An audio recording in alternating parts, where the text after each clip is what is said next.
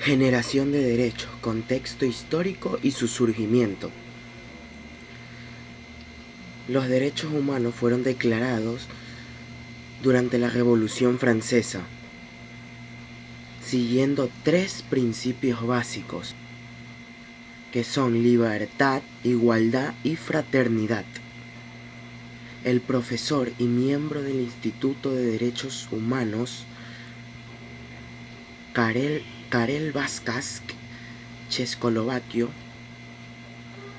utilizó esta declaratoria para clasificar los derechos por generaciones. Contexto de su origen. Primera generación. Primera generación, derechos civiles y políticos asociados al principio de libertad. Tiene como movilidad el respeto a los derechos y libertades del ser humano, al igual que la protección frente al abuso de poder. Son los derechos que se definen desde la Edad Antigua, la Edad Media hasta el Renacimiento. Se proclaman Revolución Francesa para poder dar fin a la monarquía. Estos se ratifican con la Declaración Universal de los Derechos Humanos de 1948. Por otro lado tenemos a la segunda generación, que surge con la Revolución Industrial.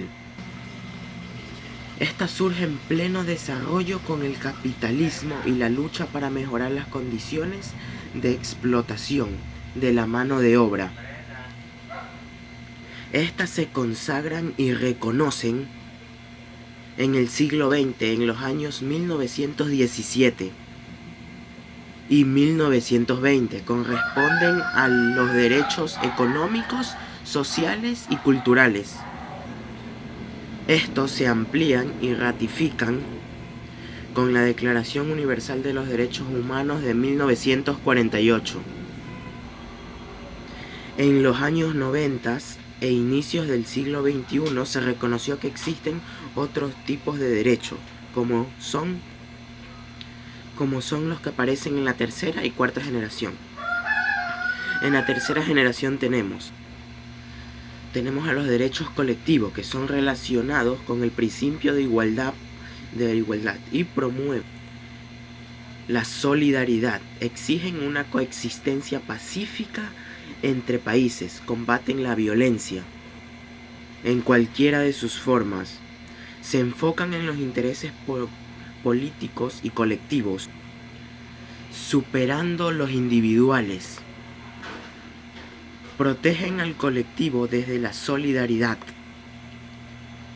incluyen los derechos de los pueblos indígenas y tribales del planeta, que se reconocen en 1889 por la OIT, Convenio 169.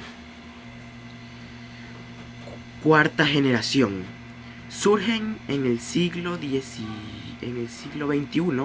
están relacionadas con el desarrollo de la tecnología. Y las TIC tienen que ver con el uso libre de la comunicación, al flujo y el intercambio de la información, a la transferencia de conocimientos. Así, de esta forma se estimula la innovación y la formación del capital humano, y se evitan nuevas formas de exclusión social dentro y fuera de los países, como es el caso de la exclusión digital. Permite la inserción del país en un mundo digitalizado. En la primera generación tenemos los derechos civiles y políticos, a la vida, a la integridad, a la libertad, a la libre circulación, etc.